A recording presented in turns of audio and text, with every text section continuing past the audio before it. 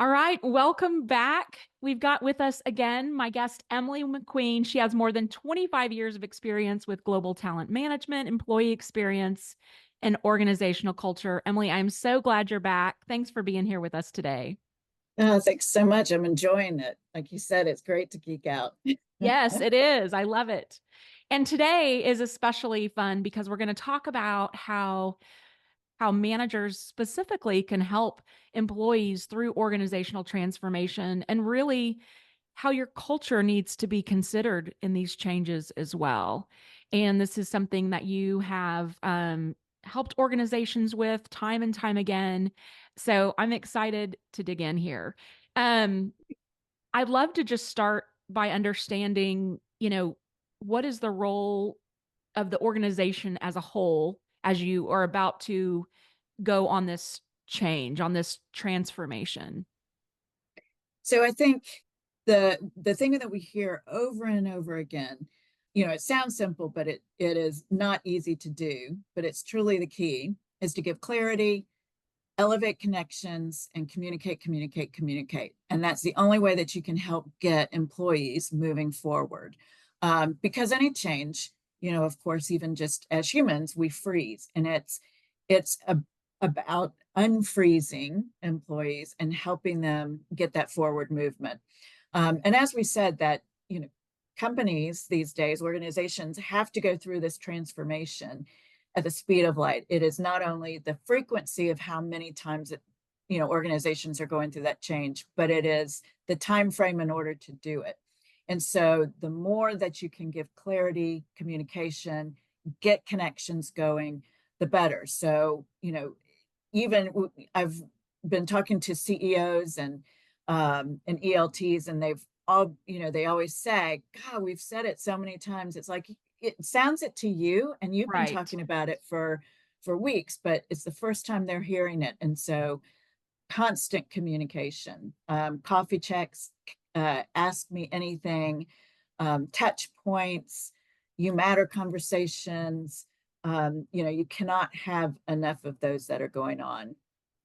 The other thing, though, is what companies tend to forget is that the culture is critical to help move employees forward and help them understand the rules of the game. So if they have changed, if something significant like your strategy has evolved, or your company brand, any positioning in the marketplace, all of those things are significant then to look at your culture to see what it needs to do to help support and enable, because that's what a culture does. It Right. is, it enables, it supports, it reinforces the strategy, the mission, your imperatives, the direction. And so when you're going through a transformation, if you have time to start it beforehand, but either doing, during is the best time to have a culture refresh team. I like to call it that you're recalibrating the culture Mm, like an engine, yeah. but a refresh is also what you can call it.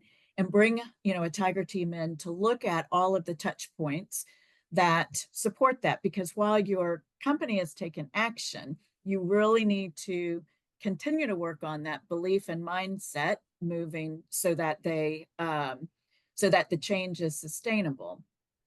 So the company wants to go really fast, and the culture touch points are what can help the managers and help the organizations build that belief and mindset and help employees move forward. And what are the culture touch points? Good question. So culture touch points would be, from the beginning where you have a talent brand, where you're communicating what your company is about. Your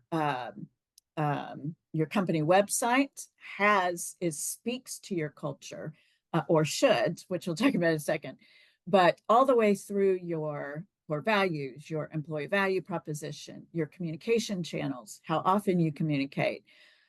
Your talent management practices are huge in understanding what type of culture that you have. Are you pay for performance, or do you focus on it's an ongoing conversation? It's about the relationship. Or do you focus on it's about a career coach and your project manager and resource manager are all a part of your performance management. Your engagement programs, what recognition platform do you have? Policies are a big one that can really shape and shift an organization, and also, of course, total rewards.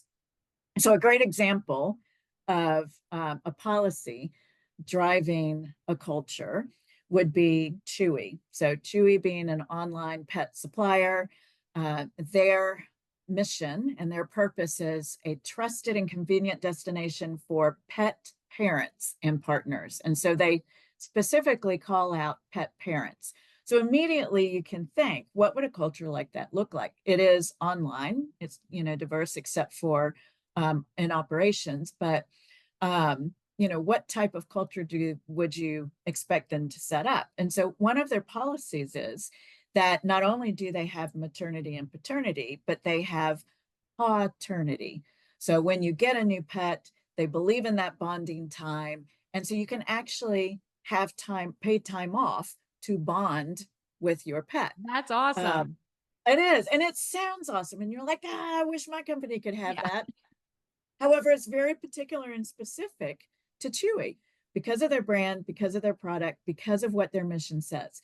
You can't take that and lift it and put it into a banking organization. That doesn't fit a banking's brand. That doesn't fit a banking culture and their strategy and what they're trying to achieve. So it's not like finding the best, creative things and sticking them in your organization, because what can happen is that your culture can become unauthentic. Um, your the way to create an authentic culture is to make sure that it is fused with your brand, your external brand. So your external brand and your internal culture should be directly aligned, and that is what sets the right culture for an organization. If you say, well, what is the right culture? It's one that aligns with your brand.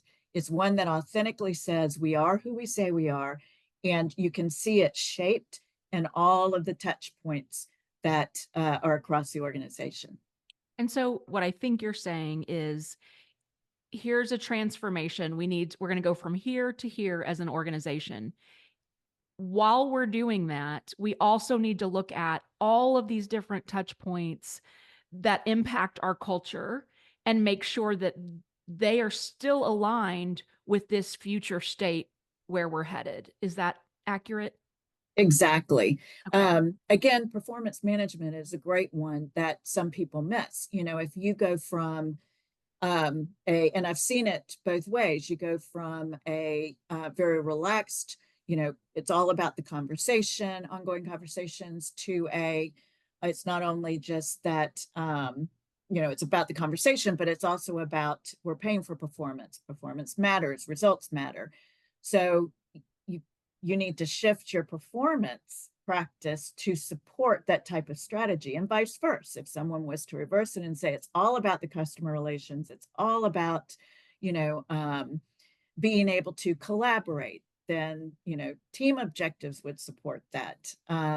Not having such a rigid performance practice, or having CSAT as one of the metrics that all employees have. So things like that you have to make sure are aligned when you adjust and make those shifts. Yes, those are what I typically call talent philosophy. So the way that we're thinking about things, what is our philosophy on performance management? Is that going to change with this future state? And Exactly. the reason that it would change is if it's going to help us get to that future state. Right. And is it true too that when you change, when you're going through a change, sometimes like would you change a core value? It could be, absolutely. So an example, I think I gave this in another session, but I was with an organization where we were going from very much of a relationship selling, relationship service, to we are the experts in our field. We have the most certifications. We are the pros at this. We will help you solve your problems. So it wasn't so much of that building relation. It was getting in fast experts, business strategists, completely different. And Right. so there was a value that was, friends and family, which people loved and why they joined the organization. But when we went through the exercise with you know, teams throughout the organization. And we said, in order to be this business strategists, the experts, we solve your problems. We're fast, you know, all of those things. Speed is our number one. What are the characteristics that you would expect in that type of organization? What do they expect when, you know, either someone from sales or a client partner or, you know, an account executive, an engineer, all of those show up to with your customer or your client, what would they expect to see? And friends and family isn't telling and helping the employee know what's my brand and how do I need to show up for the customer. And so shifting those, and it could be that you simply redefine it. You know, empathy in one organization may look totally different than in another one. So if you become, for instance, customer centric, it doesn't mean that you're not empathetic anymore, but it may be that you define it more in a customer centric environment or model. So you know, seek to understand and solve the problems of your customers. So sometimes it's just tweaking it, but again, it helps define then what, you know, the rules of the game are, or how are we going to enable and support you to achieve this.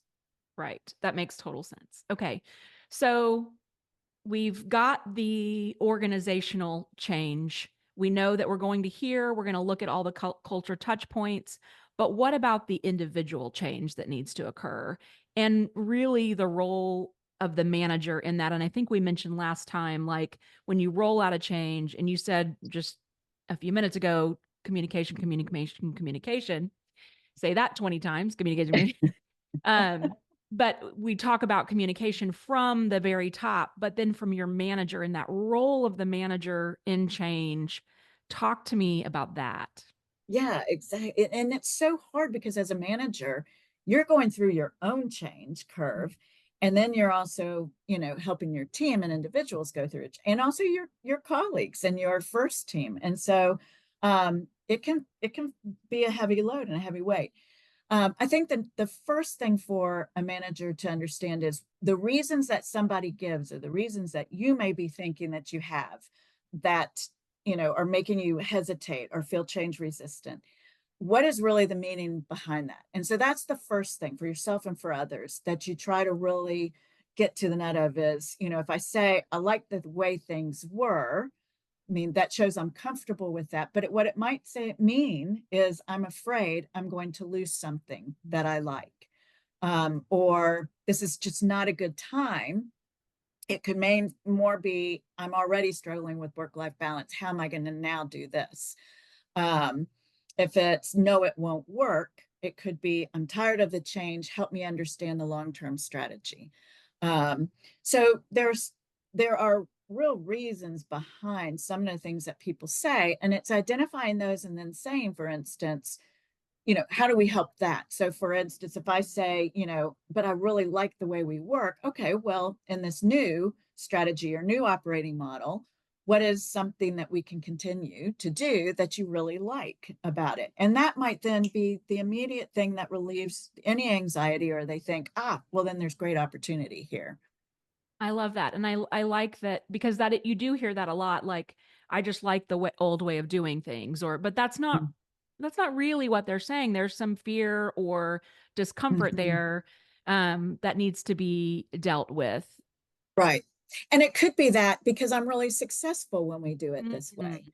I don't know if I'm going to be successful in this other way. So maybe it's simply, you know, as a manager, I'm going to make sure you're successful in this new way. And a lot of it is just shifting the environment. It's not shifting what you're doing. And so giving, again, that clarity, making the connection of we're in this together. You're not alone. No, I'm here to help. Your team is here. We're going to do this, you know, all of that can relieve a lot of the anxiety that's being felt. And so it sounds like managers, one of the things in their toolkit needs to be some level of empathy. Yes, yes, except, yes, and I hate to immediately discount it. um, but it's a perfect example of how a manager can steer wrong and actually not help the team Mhm. rather than trying to be empathetic and help the team. So what I mean by that is there are actually three types of empathy. One is emotional empathy. You feel it with the person. But what happens is when you have emotional empathy, and this happens sometimes when we're going through, a riff or position elimination, and we're saying, or somebody is, not liking the change, and we're saying, I'm sorry, I know, I wish we didn't have to do this. Those types of things are emotional empathy. And while we think that's going to help because it helps the person know how badly I feel, what actually it doesn't help because several things may happen. They may think they have to take care of you and your emotions, Mm. but also it keeps them churning in the problem and in, and the grief or, and they're going to have to go through their process. But one of the things a manager told me is when it said, but I'm close to this person. I want to be the person to help them through it. And they said, at this point, you're relieving your ability to be the one to help them through it. Mm. There's going to have to be somebody else, and they will have somebody else. And that's so hard. But that's where the emotional empathy can actually hurt the situation and not help your employee. So, a way to know if you're in that emotional empathy is when you say, I am so exhausted. I am so emotionally exhausted. That means you're in that place. But that doesn't mean that you're not empathetic, because there's cognitive empathy, which is where you listen, where you try to understand, where you understand grief or anxiety or fear or any of those things, and you try to unpack those things. So cognitively, you're listening and you're understanding. And then there is the compassionate empathy. And this one really struck me because I'm like, compassionate, I would think that the other one was. But when you look at what compassion is, and I love this TED Talk, I think it is, where talks about radical candor. Mm-hmm. And and she was brilliant to talk about compassion as wanting to help somebody be successful. Compassion is really wanting the best for the person. And so if you want the best for the person, then, the empathy is, how do I act on that and do what's best for them? What's best for them in the moment is helping them understand and face forward, continually facing forward, and let's see the potential. Let's see the opportunities. How can this still be really positive? Where can this change actually catapult you? Or what opportunities does it open for you? So that is actually compassionate empathy.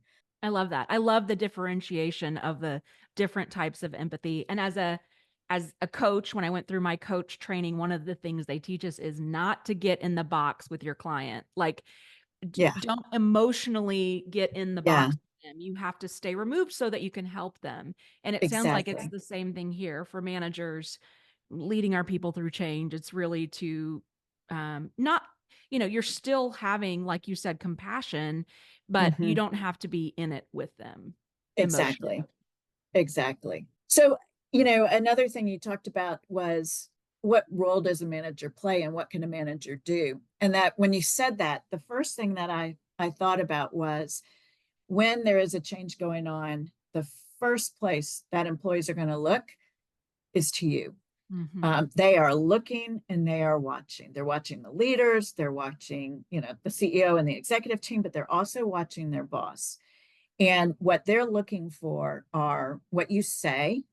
So are you saying positive things? Are you, talking about future things? So are you going to stay? So are you saying things that are future focused? 6 months from now, when we're da da da da, or by the start of the next year, we're going to be blah blah blah. So they're seeing the future and they're seeing you see it, and that helps them, calm. Are you also staying involved? So, are you visible? Are you touching in more? Those types of things are really critical for a manager to do. So, the first thing a manager has to do, like I said, is, and you probably have to do this as a consultant, it's first check yourself Mm-hmm. and where am I and what am I really feeling? And then I have to compartmentalize that with my team to say, now, how am I showing up for my team? And always remembering that they're looking at what you're saying. If you're going to stay, are you involved? Are you present? all of those things as their cues if it's going to be okay. That's so important. Great advice. So, do you have any tools that managers can use to have these types of conversations? Yeah, there's a couple that I've used and I've seen other managers use that are effective. One of them that I love is the grow model. So sometimes when I'm going in, and it could even be, a direct report that that I've known for years, but I don't know how to start that conversation.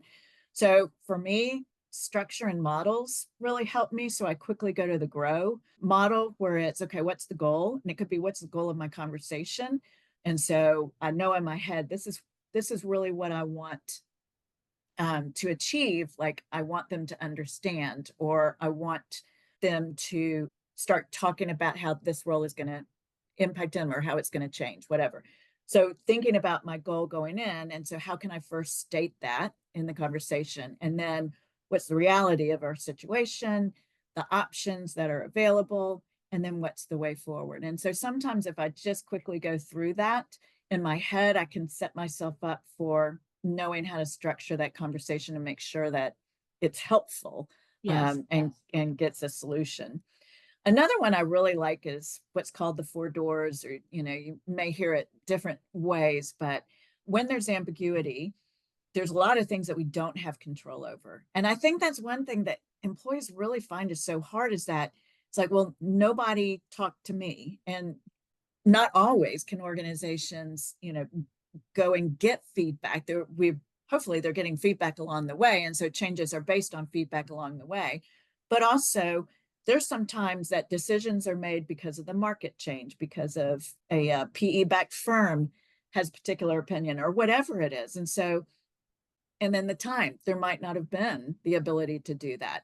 And so it's helping not what you can't control, but what you can control. And so some of the things that you can do with four doors is just meaning the questions of what did we do before that we can still do? So what are you not losing? We can Mm. still do that in this environment. Um, what we didn't do before, and I still can't do, because sometimes it's like, oh, the past is one. No, we couldn't do that before Right, either. right. So get in that reality. And then what do we do that we can't do now? Okay. But then also what we couldn't do before that now we can. And so when you go through that exercise, that helps, again, it's helping to see the potential, helping people see what are the opportunities. And then, an easy one, what is the stuff that won't change? What's the stuff that will change? And, what are the things that we can exchange? Mm. Um, and so those are always helpful as well. My favorite one, though, is getting a team value prop.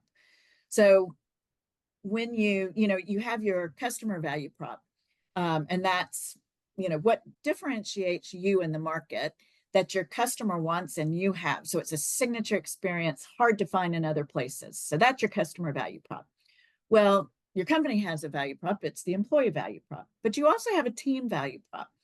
And so sometimes when the organization in a bigger scale is going through change, sometimes bringing it back home to a smaller scale and getting some stability or some connectivity there can really help while the rest is going through it.